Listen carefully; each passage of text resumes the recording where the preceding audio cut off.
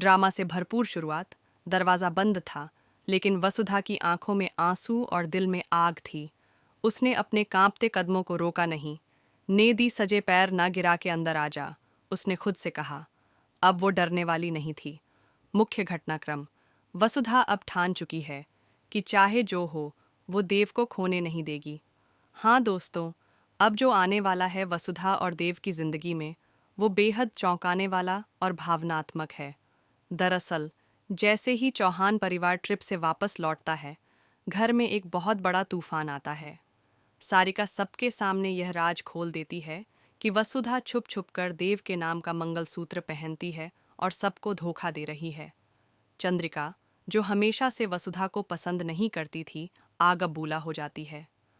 वह वसुधा से सवाल पूछती है, तू इस घर में क्या है? और जवाब में वसुधा खुद को सिर्फ एक नौकरानी कहती है। चंद्रिका आगे बढ़कर वसुधा के गले से मंगलसूत्र निकालती है और चीखती है, यह क्या है? तुमने इतने बड़े झूठ का सहारा लिया? देव के नाम का मंगलसूत्र पहनकर सबको धोखा दिया? घर से निकाले जाने का भावुक दृश्य। यह सब देखकर सारिका का गुस्सा और बढ़ जाता है और वह वसुधा को धक्के मारकर घर से निकाल देती है। अब वसुधा अकेली है, पर कमजोर नहीं। चौहान परिवार में बुरे वक्त की शुरुआत हो चुकी है। देव टूट चुका है क्योंकि वसुधा उसके जीवन से चली गई है। और उधर मेघा मेघा बहुत खुश है।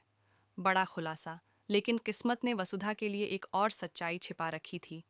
जैसे ही वह बाहर निकलती है, उसे पता चलता है कि मेघा कोई और नहीं बल्कि करिश्मा की बहन है।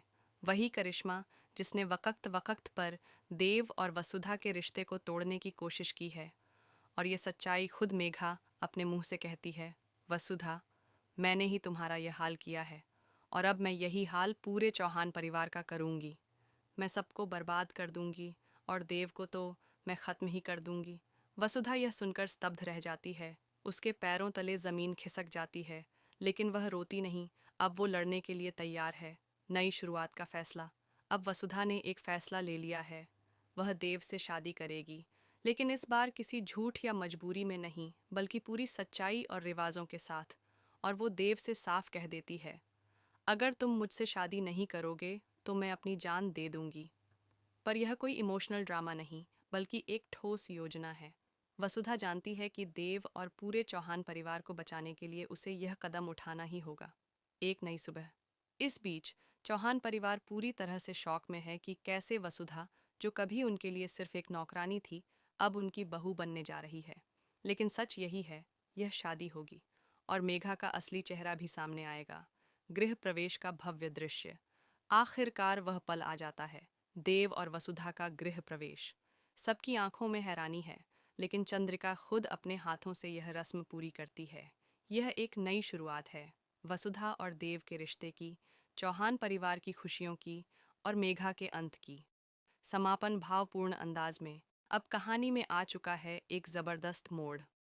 वसुधा अब सिर्फ एक नौकरानी नहीं, बल्कि उस घर की रक्षा करने वाली एक बहू है।